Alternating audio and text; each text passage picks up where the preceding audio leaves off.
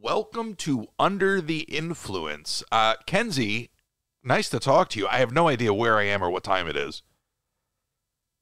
I can't even imagine. I feel like when I did Japan last year, it took me at least a week to feel normal again. Yeah, no introduction, nothing. Just getting right to it. I am back from Japan. And you just said to me before I started, because I said, I was trying to edit a video, and yesterday I was trying to catch up on sleep, and I was like dealing with stuff in between that. And you're like, yeah, I saw you went live at like 1 in the morning. It was 2:15 a.m. or something like that, my time. Yeah. Yeah, no, I was up. And I get these free products from the TikTok shop. Mm-hmm. Which is kind of cool because if you need something, and I'm like, why buy it? They'll send me a free sample. All I have to do is make a video or a live stream for a few minutes, the product, and it fulfills the obligation. Yeah, just test it out. So I was like, I have one of these to do. It's like 2:15 in the morning. I may as well knock one of these out, say hi to everybody, and then go to bed. I'm always trying to just get something done. So that was like 3 p.m. Tokyo time, right? Probably, because I traveled on a Friday. Like, I left Tokyo Friday at 6 p.m., and I was in my house by 9 p.m. Friday night. So I lost the Friday, I guess. Well, isn't it funny, though, that you kind of gain time when you fly back? Because, it's like, isn't it like a 14-hour flight, and then there's like a 13-hour time difference that you leave. I remember I left at like 4:30 p.m. Tokyo time, and then I landed back in Michigan at like 4:15 the same day. So I kind of gained time. It's weird because I'm like, so wait, I lost a day, or really like I didn't lose a day, I just didn't lose a day traveling. Does that make sense? Yeah. I feel like you lose a day when you travel there. Right, which is the weirdest thing because I arrive, and despite traveling and sleeping on the plane, I'm like, I'm just going to bed. So my Sunday arrival, there's nothing happens. You check in, go to sleep, wake up at 3:30 in the morning, and you're like, what am I doing? Yeah, right. I know. What day is it? Where am I? I think because I started in Korea, and I think I landed at 11 p.m., and I was like, this is perfect because I know I have to go to bed with the time that it is here. And I had no problem adjusting when I got there. It was on the way home that I had a hard time with it. And maybe it was because I went back to work, immediately the next day. But I felt like I just didn't have as hard of a time with the time difference, and I wasn't waking up at like 4 in the morning or whatever, but I think you did, right? Were you talking about going to Japan or coming back? Yeah. Yeah, no, when I got there, I checked into the hotel at like 2:30, 3 o'clock in the afternoon, whatever it was. And I was going to lay down for a couple hours and try to force myself just to go to the shopping district or something. Yeah. And I just fell asleep. And then I woke up at like 3:30 in the morning or so. I think I was texting you at one point. And right. So that was all out of whack. But, by day 2, you're fine. But wait, so just to finish the story, because I do want to talk to you about Korea as well. So this is the life of a content creator / influencer, whatever, right? So it's like 2:15 in the morning. And I'm streaming, these little like Chinese knockoff Transformer Legos. I thought they were blind boxes, Kensie, that they sent me. So I'm live, okay? It's 2:15 in the morning. I'm live. I'm jet lagged. And I'm like, oh, cute. I'll open up these blind boxes. It's kind of in theme. It made me feel like I was kind of like, the Voltron-esque kind of stuff I was looking at in that crazy shop you sent me into in Akihabara. And anyway, so I'm like, this would be great. Mindless. I'll open up blind boxes. So I go live, and I start to open them up, and they're freaking Legos. They're like knockoff Legos, Kensie. I'm like, I am not assembling anything at 2:15 in the morning right now. I do not have the brain capacity for Legos. I thought I was opening blind boxes. So no, you're not functioning at all. No, not at all. So I'm like, whatever. I'll just hang out, talk to everyone, and fulfill the obligation of showing this product because they sent it to me, and I'll do a thing later with building them. I'm not live for more than 3 minutes, Kensie. And I'm already like, ugh. And somebody's like, oh, you're back. Will you be live in the park tomorrow? I'm like, the park opens in 6 hours. I'm going to be out like a light. Like, hi, nice to see you as well. Please unfollow. It's an obligation, right? Well, but it's like, tell me you've never traveled without telling me you've never traveled. Because who in their right mind? So I said no. Because it's like, I can't even pretend like it's an option. I'm going to be dead to rights. Right. Yeah, I'm clearly not in my normal, flow of sleep and functioning as a human being. So, by 8 a.m., I certainly won't be recovered even in the next 24 hours. Well, and then like part of me goes, well, listen, they don't mean anything by it. They're just asking. And I'm like, no, but that's not an excuse. Like, take a step back. Like, I just traveled. I pop on to say hi, and it's almost like saying, this 5 minutes here is not good enough. Will you be dancing tomorrow, monkey? Because all we really want is a free Disney trip. And so it's like, anyway, so that made me want to put my head through the wall. Then somebody else comes in the live, and it's all very sweet, but whatever. This is my unfiltered podcast, so don't listen if you don't like it. And somebody else is like, oh, and I don't even think I said anything, Kensie. I just was like, oh, yeah, they sent me these things. So here we are. We're doing a live. And someone goes, well, they sent them to you because you have a following. So they want to know what you think of the product. I know this because I work in media. Okay, thank you. Thanks for chiming in. I was like, no, they sent them to me because I requested them. I mean, yes, in theory you are correct. But it's not like a package arrived on my doorstep. So meanwhile, I'm like, I got to get the hell out of here. I have like a 10-minute obligation to fulfill for the product. And then I'm cutting this live and I'm going to bed. Because you just can't, I can't cope with that stuff on a regular day. Right, let alone like jet lagged and running on fumes. Speaking of TikTok shop, did you see the cooler video that I made? I did. I actually am really interested in that. I feel like as somebody that tailgates, football games or whatever, and, especially if you're doing like road trips, I go to Michigan every once in a while. It's like a 6-hour drive. You can have that thing plugged in your trunk, and it didn't look like it took up too much space, but I was impressed. No, I was too. And I'm like, look, in the early days of this channel, I would have been like, oh, this has nothing to do with Disney. Now I'm like, I don't care. They're sending me this thing for free. I don't care. It's the perk of dealing with it's fun. Whatever. So one of the comments on the video is like, I think the temperature was a little bit warmer because the lid was open to the cooler. I actually saw that comment. Yeah, did you see what I wrote back? Yeah, just something like, oh, thank you. Isn't that obvious? I said, well, you're probably too young for the reference, but I said, thank you, Mr. Wizard. Mr. Wizard was like pre-Bill Nye, okay? Okay, so it's kind of like a thank you, Captain Obvious. Correct. And then they write back like, and again, I'm sorry, but I have to get this stuff. I have to get it out. I have to get it out. So then I write that back, and then they write, sorry, I'm not trying to be a know-it-all, just trying to help out a fellow Disney whatever. And I'm like, a fellow Disney whatever? Like, this isn't a gang? Like it's not a street gang. And also, it's the largest media company on the face of the planet. Almost every other person you see is a fellow Disney whatever. So sometimes I just take a look at this whole thing, and I look at things like that, all of it, and I'm just like, this is bad. This is toxic. Social media is bad. I mean, it just reminds you. And these are nice people. This is not an indictment on these people. They're harmless. But it's just like, everybody just wants to comment, and nobody thinks before they do.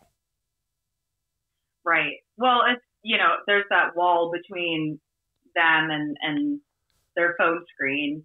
But, I understand, like, what she was saying. I try to assume, like, positive intent with a lot of things.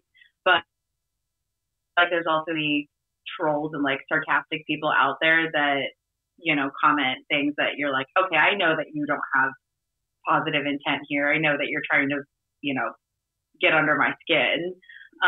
But you know, it's hard to read that and understand like the tone because it's in writing, right? At this point, it's all material. That's just how I look at it, right? Like it's a two-way street. Like if you're commenting, then I get to comment on your comment, even if it's on my podcast. In other words, if you're engaging, then my comment and your comment have equal rights. Okay? So sure. I didn't make a video saying, please help, why is my cooler not cold enough? Right. Right? So it's an unsolicited piece of advice. I just want to know what goes through the mind of the viewer who's like, I think I can help here. You know? Yeah. I mean, maybe it was like, you know, an impulsive thought that just came to their mind when they were watching it and they wanted to, you know, comment. I don't know. But, yeah, I think people just like to engage with your content, you know, for obviously like maybe some people should. Yeah. No, just like maybe social media is not for everybody. I think that's really what I'm getting at here. You know, one of the things that I thought was really fascinating going to Japan was, despite the fact that everybody is all consumed in their devices and everybody is everywhere taking their Instagram photos and all of that, mm-hmm. they're generally speaking has, from my perspective, it doesn't seem to have an impact on the way people treat each other. Like, the culture is so polite and everybody is so considerate, despite, you know, you've got the people that are like walking into you because they can't take their nose out of their phone. That happens anywhere. Right. But generally speaking, it's a considerate culture. Despite being locked and lost into their devices, folks are just, you know, mindful of you being there. They're not just courteous, but they're clean. I talked about this on the first trip, you know, watching kids take off their shoes to stand on a bench in the park to get a better view of the parade. You know, it's amazing to me that that despite all of that technology, that there still seems to be like a healthy, conscious culture.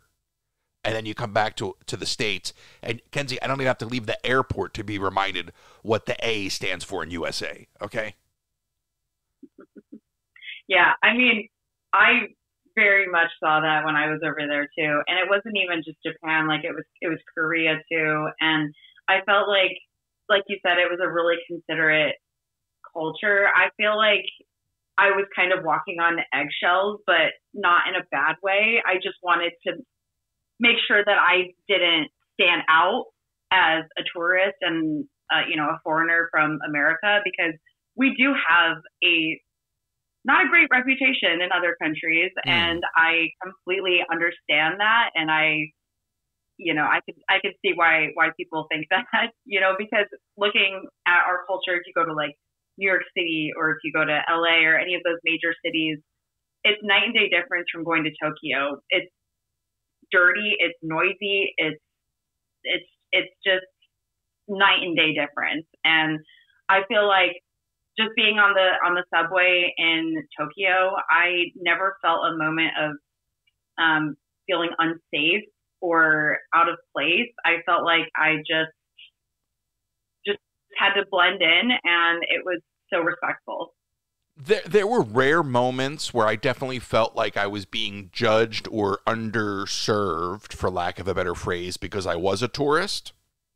And I don't fault anyone for that. I just think you're inheriting the stereotype. Yeah. So did you feel that in the parks or in the city of Tokyo? Because I feel like I felt two different things. I felt that in a restaurant in what I'll call Disney Springs, for the people listening. I'm simplifying, but it's called Is it Xperia? I know what you're talking about, but I don't know the exact name. Right. So the shopping district, which is phenomenal and like so layered, it's wild to me.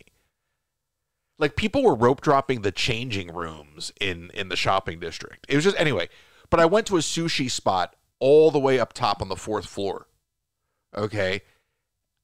You know, you got to remember, folks, that despite the fact that you're at Disney and that you're in a what you would think is a tourist destination, most of those tourists are coming from other parts of Japan. Yep. Right? So sitting up there, I still felt out of place. I felt, because it was like, oh, do you want the American menu? That was fine. Never once came back and gave me extra water. I felt like I was an inconvenience being there because I wasn't part of the culture. I was almost expecting them to offer me a fork. I think they were shocked when I picked up my chopsticks. Okay? Mm-hmm. The food was fantastic. I mean, the amount of food that I ate for $35 is wild to me. Okay? But there was just tinges of being slightly I don't mean underserved as in like a waiter or a waitress serving you. I mean underserved as customer service. Yeah. I didn't feel it in the parks. That was a rare experience on property, if you will. And there was only one or two times in the general public that I felt that. But I'm just observing it for the fact that I'm cognizant when I'm there, just to your point, that like, hey, a lot of other folks who come here aren't going to be courteous and kind to the culture. So let me like be super aware of what I'm doing. I'm letting people go in front of me, even if they're trying to let me go first. I'm deferring to the locals. No, you go. Like, let me hold the door for you. I was trying to like do that extra step just to, somewhat offset the fact that we're not like, SOB Americans, Right. Yeah, it's interesting because I feel like, I've been to like a handful of other countries, and there's some that I feel like are really appreciative of tourists. They're grateful that you're there because you're contributing to their society financially, and creating more of an awareness of who they are as a culture. And, they welcome tourism. I saw something, and I think I told you this like a while back, but I saw something where I think it was the mayor of Kyoto who said that he was a little bit frustrated with the amount of tourism that they've had lately because they're, at capacity with hotels and restaurants, that sometimes locals or people around the country in Japan that want to come to Kyoto don't have that access because it's being overconsumed by, the rest of the world. And I don't think that's necessarily a bad thing as long as people, like you said, are being respectful and taking that extra step and being, courteous, because I think sometimes a lot of people feel entitled to, their ways and their culture, that they're not willing to respect and appreciate their culture, the culture that they're visiting. And I think unfortunately that goes with anywhere, right? And and maybe I'm cynical as an American, but I think we're probably the worst offenders. If I had to guess, I'd say the French are probably second. Funny enough. Okay, well, I have a couple things I got to unpack with you. So let me just back up for a second, because I know we'll wind right back up into that conversation. It was brought to my attention that you can take a 3-hour high-speed boat ride from Tokyo to South Korea. Did you know this? I did not know that. Okay, I'm doing this the next time I go. You 100% should. Do you know where in South Korea? Because I know like Seoul is on the very west end of the country. I don't know. I have to go further into it. I contemplated trying to make it happen while I was there, but I had found out too late, and it was because they only go once a day. There was just no time left.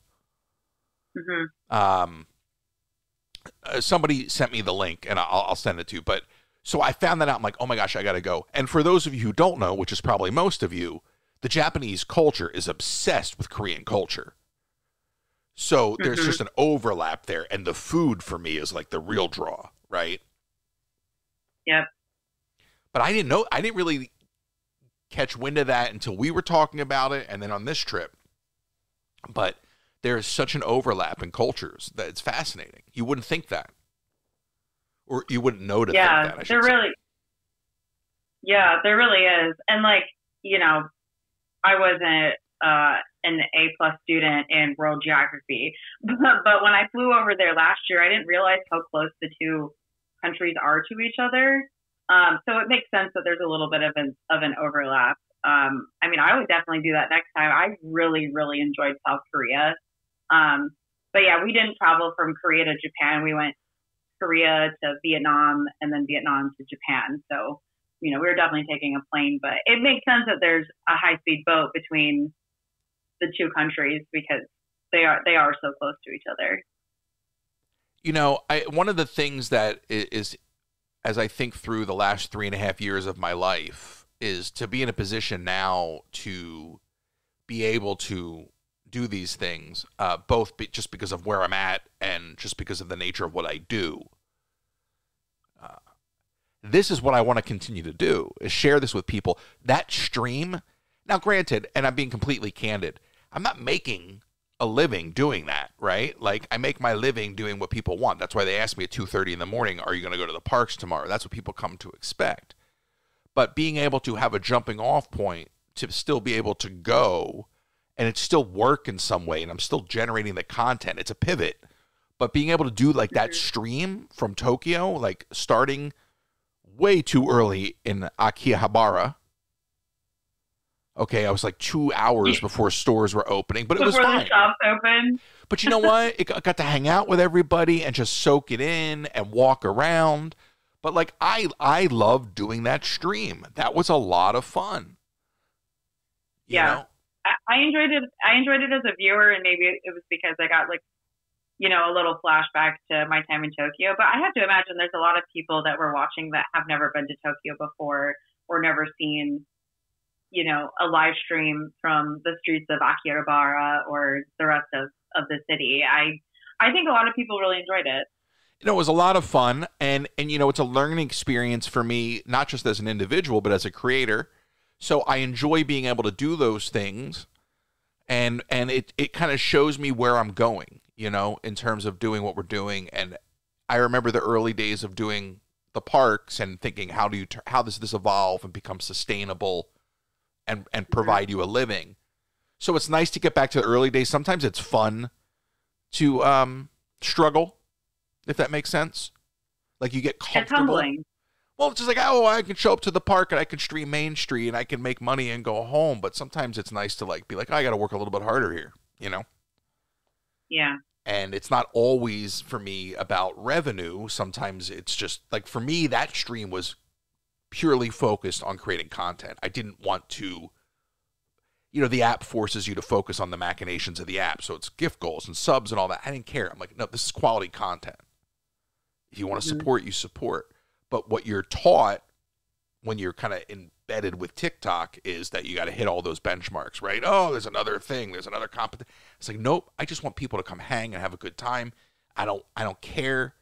And sometimes as a creator, you have to focus, well, more times than not as a creator, you should be focused on the quality of the content. What are you providing? Yeah. What is it that you're providing the audience? What is the value that you provide your audience? Education. We've talked about this. Education, information, entertainment. For me, that stream was all of those things. It was entertaining, but most importantly, it was informative and educational in terms of the culture, and it's seeing something that, like you said, most people won't see. So for me as a creator, being able to provide that to the audience is a unique value. Now, separate conversation, showing people how they can go have their own Tokyo Disney experience is a whole other thing. But just going to Japan in of itself and being able to provide that content experience, like for me, I would love to do more and more of that. I love the parks. I love being in Disney World. And maybe it's just me getting older, but I would much rather at this point in my life be seeing the world and sharing it. I don't know. Maybe it's just the time of year that we're in as well. But I'm just like, some days I just do not even want to be in this country. And that's why I went to Japan. I didn't have a trip planned, Kensie. 2 weeks ago, I was just like, I got to get out of here. Yeah. I mean, I think that people don't realize how easy it is to do that. Like, yeah, it takes money and time to plan, but it doesn't take that much time. I feel like, it didn't take that much money. Yeah. We'll get into that later. So somebody told me yesterday what Port Orleans is charging, and we will get into this later, for a family to stay, family of 4. I don't even want to know. More than the tickets to Tokyo. I believe that. I really do. Yeah. So we'll get into that. Yeah. But it's just one of those interesting things, Kensie, where you're like, you know, and I've known you now for as long as I've been streaming almost. And you're always telling me about where you're going. You're always traveling. And it's kind of weird that it's not weird. It's unfortunate that we are in a world where most people, A, don't have access to that stuff, or just don't have the ability for whatever the reason may be. So you would tell me stories how you'll just show up to an airport and like, how does it work? You just show up to the airport and maybe get on a flight? Yeah. So, I mean, I'm fortunate to have family in the airline business where I can fly standby on what's called a buddy pass. So you buy a ticket and you do select where you're going ahead of time, and you look at the loads. So you'll see how many seats are available on that flight, but you're not guaranteed to get on it because you're on standby. So you're showing up to the airport, you go through TSA, you go up to the gate, and then you have to wait for your seat to be assigned. And then there's a different, there's a hierarchy system. It's depending on if you're an active employee, like if you're a pilot or a flight attendant, and then there's family, there's retired people. I don't know the full list and the ranking, but it just all depends on how many people are on that list to get onto that flight. But yeah, that's typically how I travel. We pick a spot that we want to go to. We look at flights. We see how many seats are available. And the wild thing is with my last trip to Asia, and I'll make this story very short because it's quite long. We were supposed to go to Japan first, and there was a volcano in Russia. So we ended up having to jump on the flight to South Korea instead. So our trip got reversed. And all the flights were canceled to Japan, and there was only a handful of flights going to Korea out of the United States that day. So we were lucky to get on one, but we had to go down through LA and then up, since you typically fly like over Alaska and then down into Japan. But yeah, I mean, it's a wild journey, but I am very fortunate that I have this option to travel. And I was actually really, really excited when you told me you're going to Akihabara, because I know last time you didn't get as much of a chance to go into the city. But I feel like with me doing one day of Disney, and then I think I did 3 days of Tokyo, it was maybe more rewarding in a way to go to Tokyo Disney after seeing the rest of the city, because I already had an appreciation for the culture. So when my worlds kind of collided at Tokyo Sea, I saw the Japanese culture and I saw Disney come together as one, and I already had so much respect for the people, and obviously I have a love for Disney, that it made it so much better to be in the parks, because I was just overwhelmed with emotions and so excited to be there, because I already had like my preconceived notions of Japan and the culture that is the Japanese. So I got to ask you though, in that situation where your trip got reversed, are you then having to like in the airport, like swap all your hotel reservations, or do you not even book hotels until the last minute? Yeah, we don't book hotels until the last minute, or we'll book something that has like a free cancellation. Right. So in that case, we had flights out of Japan to Vietnam and then Vietnam to Korea. So we did have to change those, and we had to pay a fee, because we knew that we were going to get on a flight to Japan, and we knew we had some days in between that and Vietnam. So we weren't expecting our trip to get reversed. So, that was a lesson learned. But it was simple. And, we buy the Wi-Fi on the flight, and then we use like booking.com or expedia.com, because it's just easier to pull up, right, all the different options that you have. And then we'll just book something mid-air. But you realize, you might not. Most people could never do this. They couldn't do it. They'd be like, it's too stressful. I'm scared. I'm worried. Like, I'm listening to this with a smile on my face, because to me, that's a thrill. It's definitely exhilarating for sure. Like, I am a planner, so I really had to take a step back and take a deep breath and remember that everything was going to be okay. This is for fun, and whatever happens, happens. Well, so, you know, it's hearing you tell me this stuff as we would, you know, chat about other things, and I'd hear these stories and what you're doing, you know, like I'd be like, oh wow, that's such an adventure. That's so cool. I don't even look, that's a lot. Like showing up to the airport and not knowing and all that. Like that's cool. I'm down. If the opportunity presented itself, I would take that kind of risk. But just I'm going to drop myself in a place I've never been before with no understanding of the language. I didn't even have all my hotels booked when I left because I thought I was going to try to get a Disney hotel to get into Fantasy Springs early. So I was in Japan without hotels for every night. So like, that's okay. Not quite right. Not quite your level, but like for me still like my own level of adventure and uncertainty, and most people couldn't do it. And I would like to think with this platform as a creator, if you could just show people, look, like even when I showed people the Google Translate thing, like, look how easy it is. I can walk down the street and read anything. I didn't even know that was an option. You know, so it's a lifesaver. Oh my gosh. So, and then you just learn, right? Like, I mean, by the time I was done that day in the city, like I knew how to get home without looking for anything. Mm-hmm. You know, I had to find out where my stop was and where to go in the building. But, you know, so it just, I would like to think that more people would take these leaps and experience some culture, because this country has none. America has no culture. And I think that it would do us a lot of good if we got to soak up some other folks' culture for a while. So maybe by providing some information like we're going to do, we can encourage some more people to take that leap. I think it's really not a big deal to get through the language barrier. You know, a lot of people think that's a big, big issue, and it's a zero issue for me. It definitely is not an issue for me either, especially when you're in these larger, well-known cities. English is like a second language to most people, and I have recognized that in Japan, South Korea, Vietnam, parts of Mexico, Peru. Like I went to France and Spain when I was younger. I have never, ever, ever had a hard time. Yeah, you'll have like a couple people here and there, but mainly it's English is that second language to a lot of countries around the world. And I feel like if you go off the grid, you know, you can't expect that.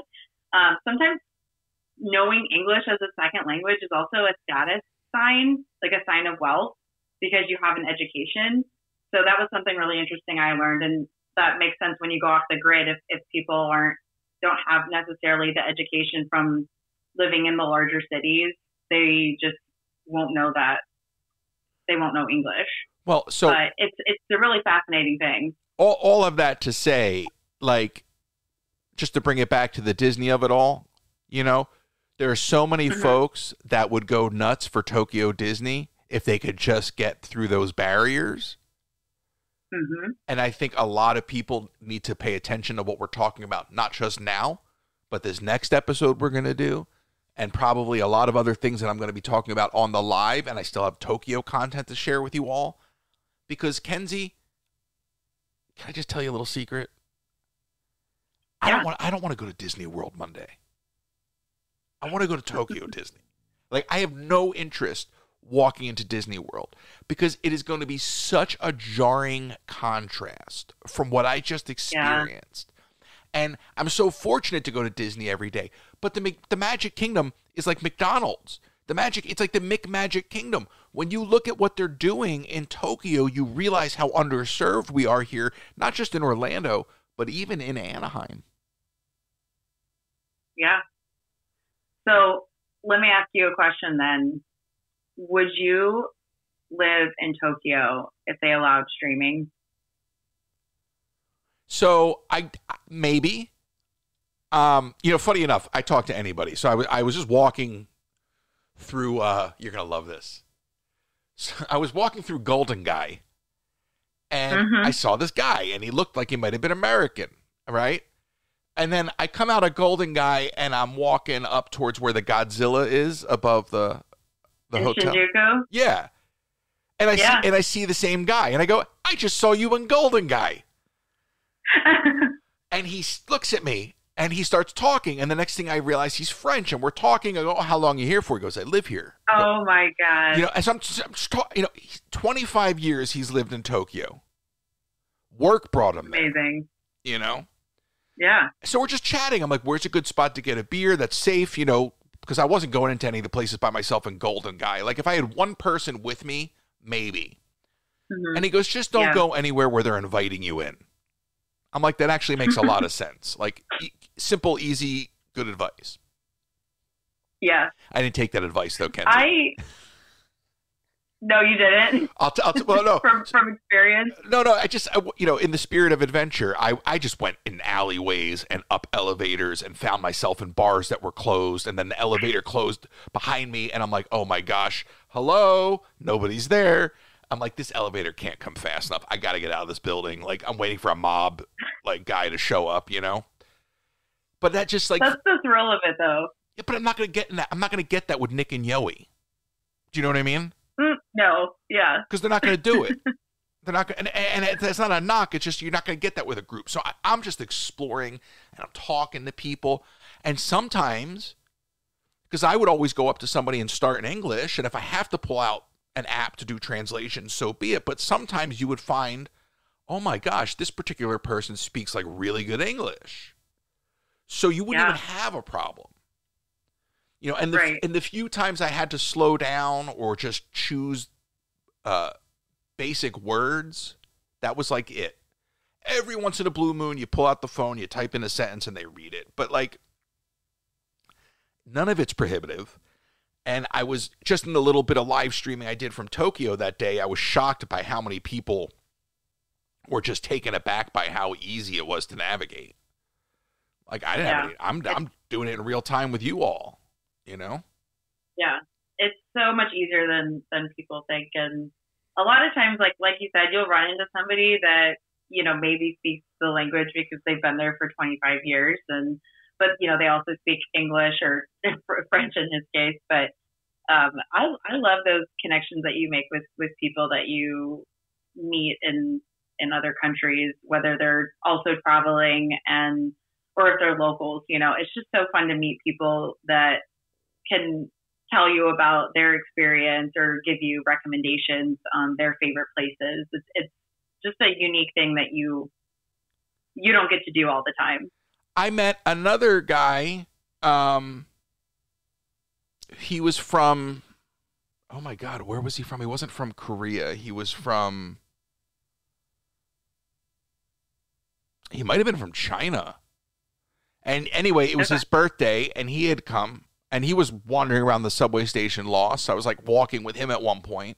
Like, you just stop and you talk to people. And I think, I don't know. I think in many ways, I got to stop touching this microphone. It's driving me into sugar. I think in many ways we are just so self-absorbed in this country and so wrapped up in ourselves that most people don't even realize there's a world out there. And then it literally looks foreign to them. Does that make sense? Like it's like there's a wall there, and I just don't see it.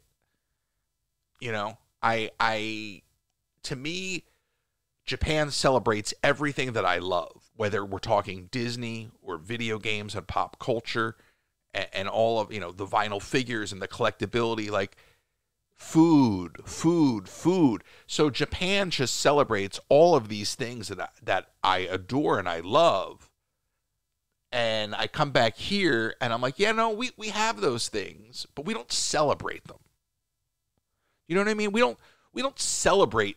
And I'm not saying we should celebrate Disney, but we don't celebrate it. I mean, when you go to Disneyland in Japan, there are folks like lining up like 12, 13, 14, 15 Duffy Bears in a row, taking their pictures.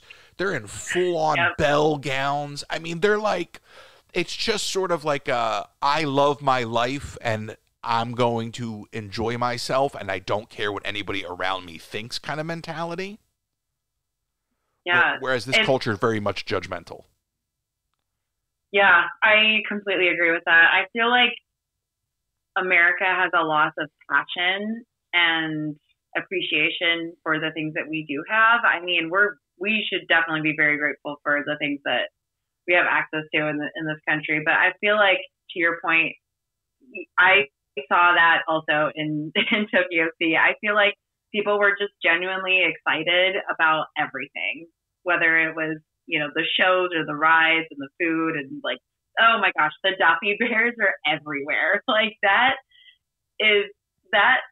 takes up so many of the gift shops. I felt like I had a hard time just finding merch outside of Duffy.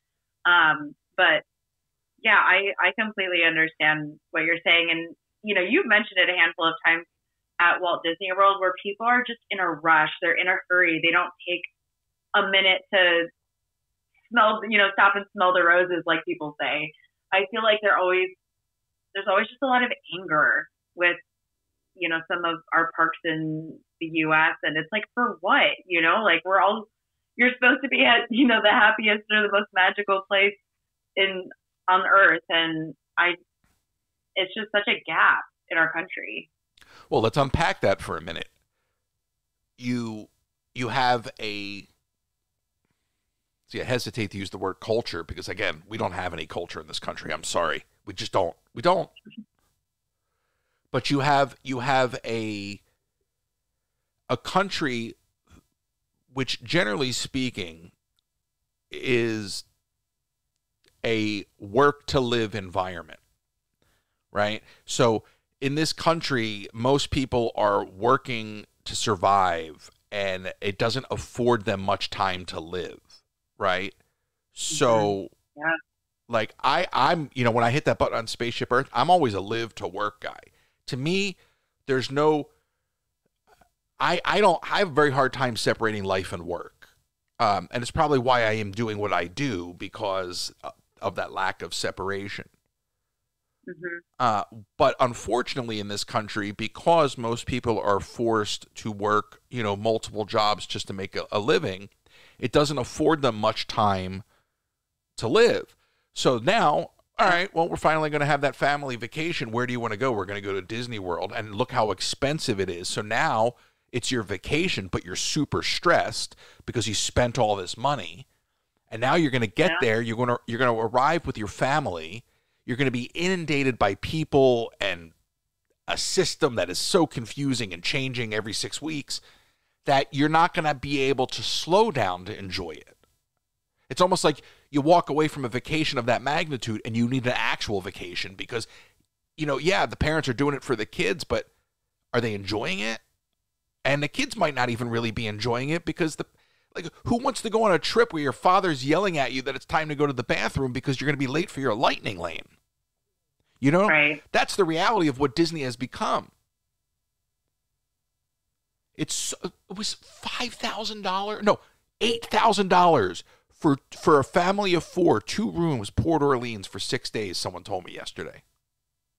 Oh my gosh, you can't take that trip more than once or twice in your life. You know, like sometimes this is a once in a lifetime trip for people, and there's, like you said, so much stress in planning it. And when you get there, you know, you want to stick to the plans that you've made because of all the money that you've invested in this trip, and you want people to be happy at the same time. But if you're stressed out, you know, how can you enjoy any element of this trip? But I feel like Disney tries to like alleviate some of that stress, you know, with like dining plans. And I think they think that having, you know, the lightning lanes is like a benefit because, you know, you get to like skip the lines. So or not skip the lines, you know what I mean? You have like an express line that it gives you more time to do other things. But, you know, once you're scanning in to do your lightning lane, you're like, I have to book another one.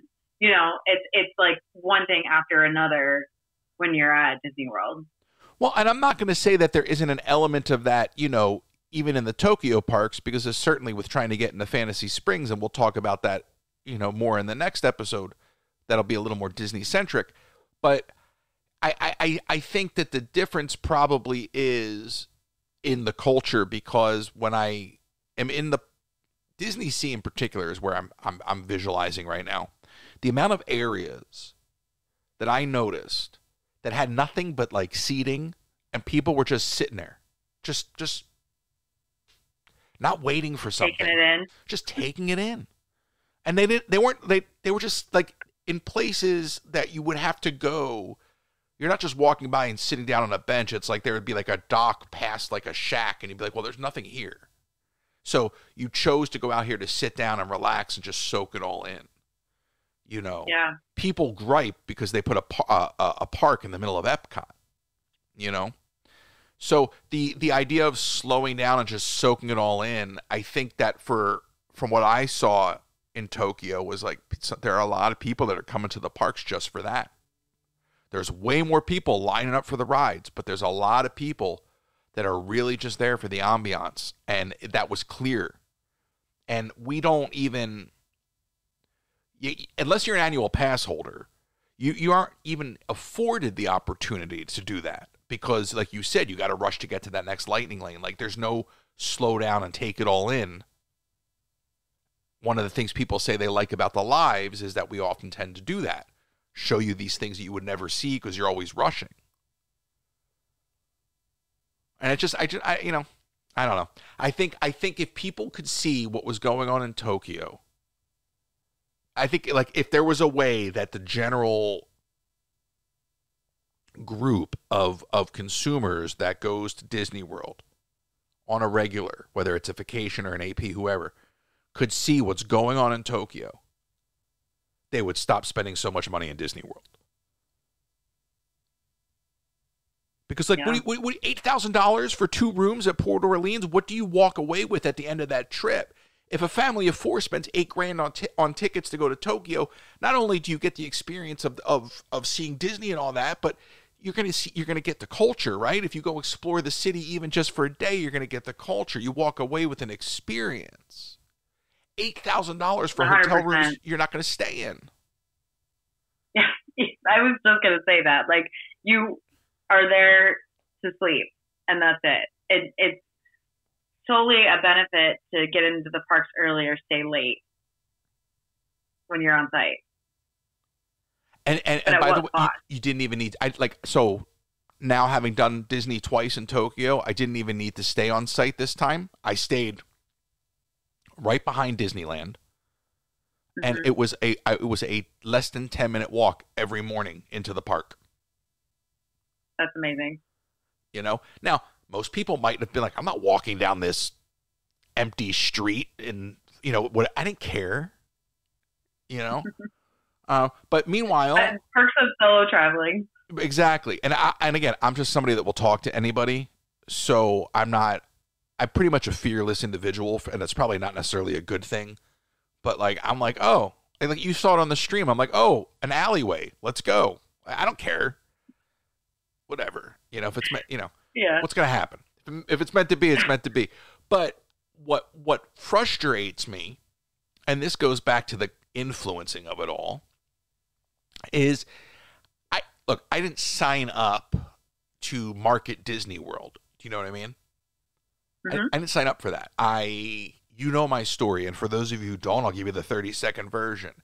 I had a vintage arcade business, okay, in Los Angeles, and I was supposed to be building a new arcade, and the pandemic started to slowly destroy my business. It took a lot of time, and I built this channel because I had built a ride in my warehouse and blah, blah, blah, blah, blah, but the channel evolved into me live streaming Disney. It started with me just celebrating my love of animatronics and building a ride and all the DIY stuff.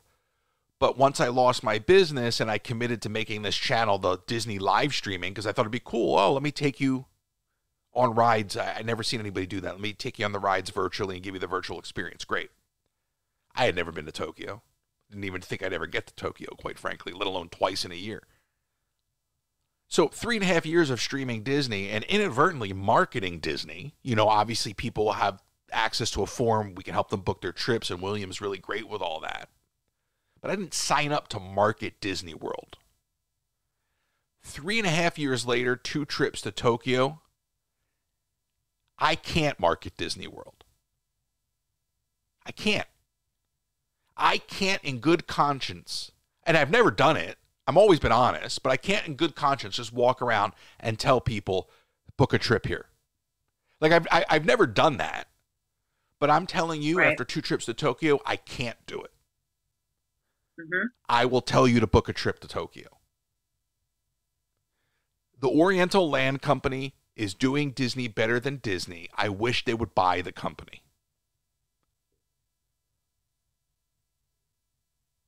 The things that they do in Tokyo, quick example, you go on a ride, there's a background element, and you go, oh, okay, well, how are we going to do that? It's an animatronic, put them in a window. It's like a big creature in a window behind some jail bars, okay? In Tokyo, they build it out. Giant animatronic, the bars, the window, the depth. There's a scene, there's depth, there's a room back there. Here, just put up a screen and a projector. It'll look good enough. The difference, the quality difference. Now, that's just me talking about Imagineering in the theme park. But that quality difference isn't because of Disney. It's because of the Japanese culture. That quality standard extends to all of the culture. Whether it was that coffee vending machine or me walking through the city and just seeing the way people carried themselves, the standard of quality is like 100x to what we have going on in this country. It's unmatched. It's wild. Yeah. And by the way, I went to Asakusa, to the temple. Mm-hmm. Now, that reminds me of, you know, I've been to London, I've been to Israel. It reminds me of your typical marketplace. Yeah. But the thing is, it's not a tourist. I mean, there are tourists visiting it, but it's not a tourist trap. It's a local it's a market. Yep. Like, it was wild to me. It wasn't presented as a tourist destination. There were clearly tourists there. But like, I looked at that and I was like, wow, so this is a cultural landmark. And I can almost, now I'm going back to that comment, you know, where they said, oh, too much tourism, you're taking away. And I looked at that and I go, wow. Now there's a blend of both, right? There's the culture and the tourism. I can almost imagine where that would be on some level like resented. You're like, this is our market. Like, this is our temple. What are all these tourists doing here? Yeah. So that was kind of interesting to me. And I wouldn't have gone there if it wasn't for you. You were like, no, you got to go there. And that was the last leg of that day. And I was exhausted. I'm like, I'm out here already. I'm just going to keep pushing. And I did it. And I'm glad I did. And I just walked it. I must have walked that market 10 times. It's incredible. But you get what I'm saying? Like, that's inadvertently now a tourist destination, but that is the culture, right? I mean, like, that's not Japan in a theme park. I mean, that is Japan. No, it's not a money grabber to get, you know, people to come in and see this landmark. I think it's the oldest Buddhist temple in, maybe not Japan, but maybe in Tokyo. But I mean, it's there, and I think it's, you know, still an active temple that people go and worship and pray, and it's just an experience to go and appreciate what it is, and it's not a money grabber. You know, it's one of those things that you can go and say, this is authentic, this is real, and it's not like, yeah, you know, the markets around it, but I mean, it's still an experience. But listen, I can think of markets in Jamaica that I've experienced, and markets in Egypt where they're tourist driven and everybody's trying to sell you something. Oh, they're in your face, and you know, yeah. No. That's what I'm saying. So that was kind of like, because when you told me about it, I kind of thought that's what I was going to. No. And I'm like, no, this is real. Mm-hmm. And then I started to think, well, geez, that's got to really suck that you have all these tourists here now. I mean, it wasn't overrun with tourists, Mm-hmm. but it was just I don't know. It's just an interesting thing because I'm like, this is obviously evolved here. Like, you know, tourists catch wind of it, and I could see where people would be like, what happened to our market, you know? Right. But it's not a tourist destination. Yeah, originally. I would say that it is now, but I don't think that's like the intent of it, if that's what you're getting at. That's what I'm like trying to reconcile, is because like as much as we're sitting here and saying, oh, you should experience it, like you also have to respect it because, you know, look, there are areas where nobody's going to want a foreigner and be like, sorry, this is Japanese only. And I get that. But I'm walking this market and I'm just like, oh my gosh, like, I love that I'm here, but I also feel bad. Like, I feel like I'm not supposed to be here. Like, I don't know. I think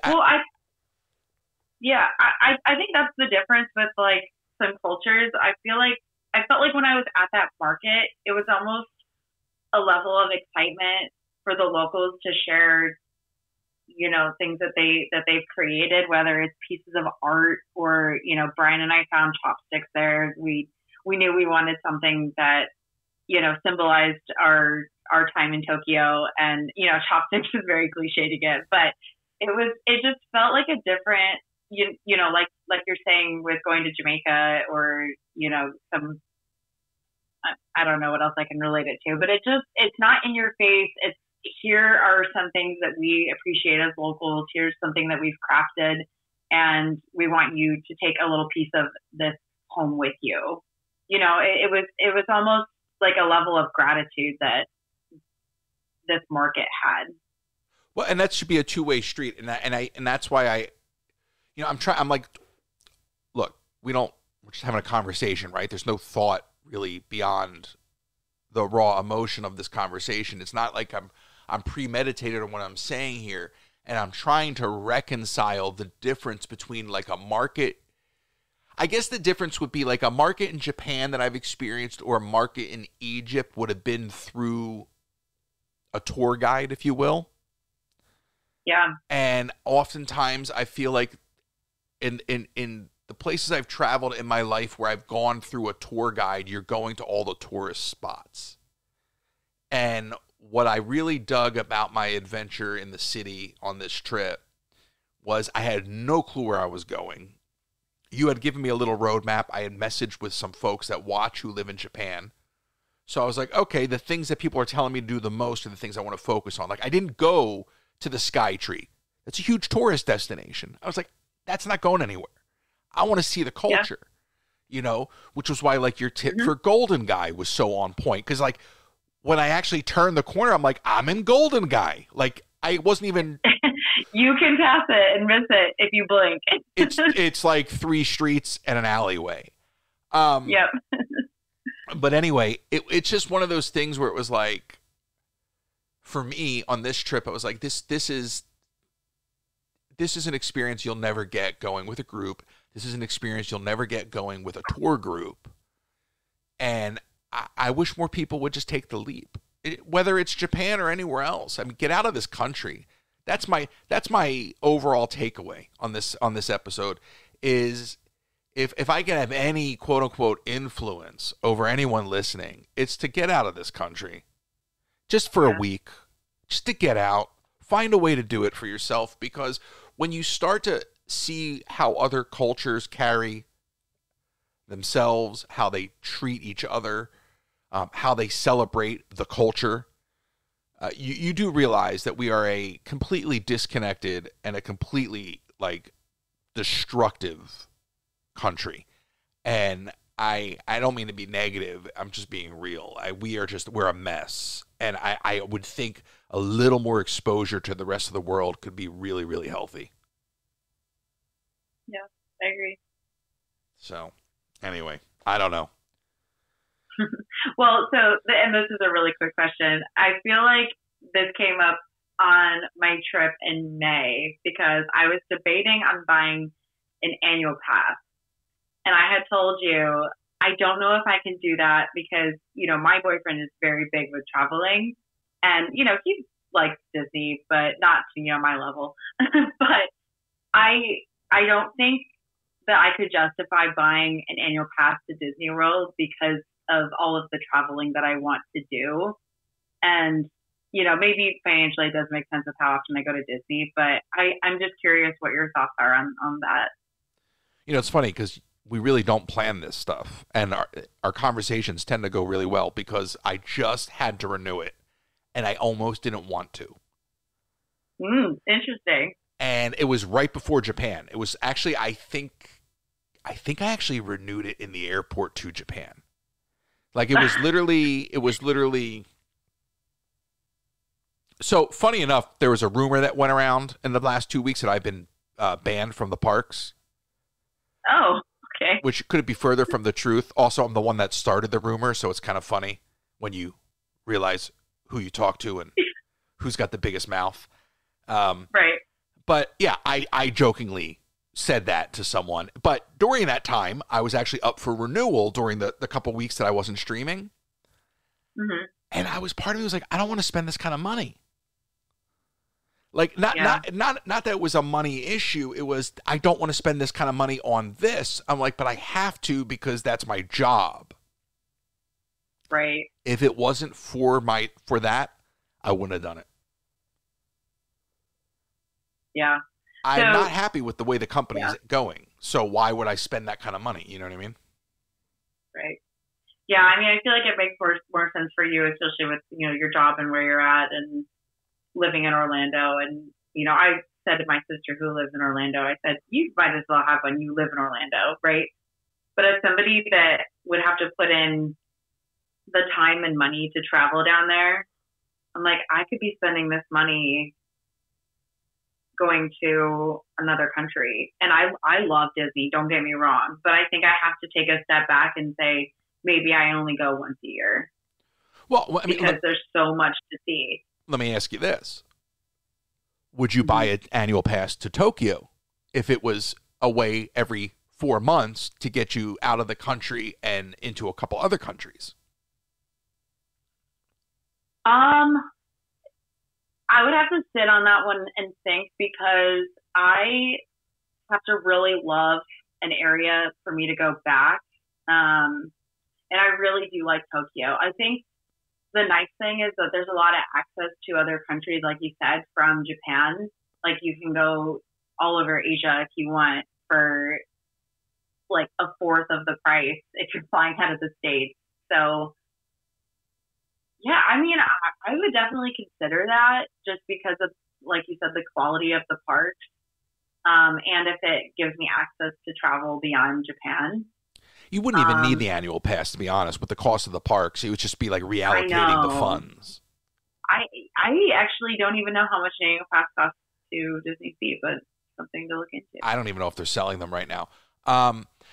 Well, I'll wrap up with this because I'm already thinking about my next trip to Japan because of that South Korea boat. Yeah. You know? And I listen, I adore those parks. Like, I can't explain it, how much I love those parks. Disneyland is even better than the one that Walt built. And I can't believe I'm saying that. But they understood Walt's vision to the point that when they decided to build Tokyo Disneyland, they took it up a notch. Mm-hmm. They didn't do that with the Magic Kingdom. The Magic Kingdom is, you know, a watered down attempt at replicating Disneyland's Magic Kingdom. Tokyo Disneyland is massive. I don't know. Did you go to both parks or just see? I just went to see. I only had one day, and I know you told me I could do both. Like, I really wanted to give my full attention to Tokyo Sea, and I don't regret it. I still want to go to Disneyland really bad out there, but I knew that Tokyo Sea was the park that I had to go to. No, that's fair. But Tokyo Disneyland is just huge. Like, so their Frontierland is not called Frontierland; it's called Western, which makes sense. But it's way bigger than ours, right? Now that's more shops, that's more restaurants. So be it. But it's just sprawling. Adventureland is sprawling. Toontown is huge. You know, Tomorrowland they have a is huge. Toontown? It's massive. Oh my gosh. So now I'm going back because of Toontown. Yeah, no, well you should, because I went on the Roger Rabbit ride. And Splash. Look, I like they have like a giant pirate ship, or like the Donald Duck boat, the Gadget Go coaster, and it's all in the corner of Toontown. I don't even think I had eyes on that on my last trip.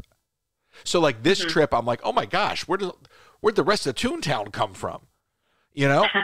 So it's just huge. Like Tokyo, and it's just massive, the layout of the land. And I never thought I'd say that they did it better than Walt's Park. I never thought I'd ever say that ever, let alone in respect to Tokyo. Big. But it is. It's the truth. And it's because they understood the principles. Mm-hmm. And you look at Sea and you're like, wow, they spared zero expense on that park. I mean, that whole Jules Verne area is nuts. It's incredible. I could just picture Ellis. Who's Jules Verne? Yeah, well, okay, so the potato churro, I and we're going to end the podcast right now, but I had to get the chicken and shrimp sushi. So I had gone back to the hotel. I had an hour to get from my hotel to Disney Sea to get to the back of the park to get this sushi roll. I'm like, I can do this. I got this down pat. So I enter the park. I beeline it all the way back to get to the sushi roll. I get the sushi roll. I eat it, and I'm walking up into the Jules Verne area, which is basically behind, I forget the proper term of the area, but it's behind Mediterranean Harbor. And I pass a stand that has a fried pizza, but they closed. What? Yeah, it was like a fried pizza. And I was like super bummed because I wanted this. And I'm like, no. And then you're like, well, it's only $65. Do you want to come back tomorrow? I'm like, not spending. This is a conversation in my head. I'm not spending $65 to eat fried pizza, you fat. To get a piece of pizza. Right. I'm like, next trip. So I'm like all bummed because I'm like, I didn't see this earlier. That's delicious. And I turn the corner where the potato churro used to be, but I was in the park. They let us in early that one morning that I rope dropped. They let us in like 25 minutes early. And all that stand had was ice cream. And I said to the girl, I go, no more potato churro? And she goes, no, ice cream. And I was like, man. And I told you, I go, potato churro, rip. So anyway. Yep, you did. So here I am, tears in my eyes because I can't have this fried pizza concoction. And as I come up on my left-hand side, there's a line of people for potato churros. Oh, my gosh. So it was like the lights opened up, and I got my potato churro, and I still to this day don't know what is in that glaze that they fill it with, but it is purely addictive. Your faith was restored. Best two snacks in the park, back to back on my last night. It's just an amazing place. Everything is phenomenal, and that's just me commenting on the Disney parks. But I love the culture. And I think what we're going to do on the next episode is talk particularly about the Disney of it all, and then let's maybe talk about some of the costs and really break down if it is cheaper to go to Tokyo Disney than it is to go to Disney World. I can't wait for this. I had this running through my mind a year ago when I went. So to finally dig into it, I think we're going to have some crazy realizations. Yeah, listen, I think I'm going to change my channel to Tokyo Disney DIY.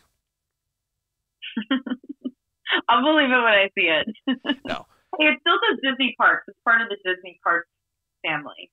No, it is. It is. And they obviously, they work together, but the fact that, there are people working for Disney that are capable of doing that, meaning what's going on in Tokyo, and at the same time give us what they're giving us here.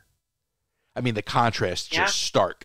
The last thing I'll say is if you watch the Imagineering documentary, they talk about when the Imagineers were building Disney Sea and the Imagineers were building California Adventure, and they would like be in the lunchroom sitting across from each other, and it'd be like, we have no budget. And they'd be like, we don't either, but for very different reasons.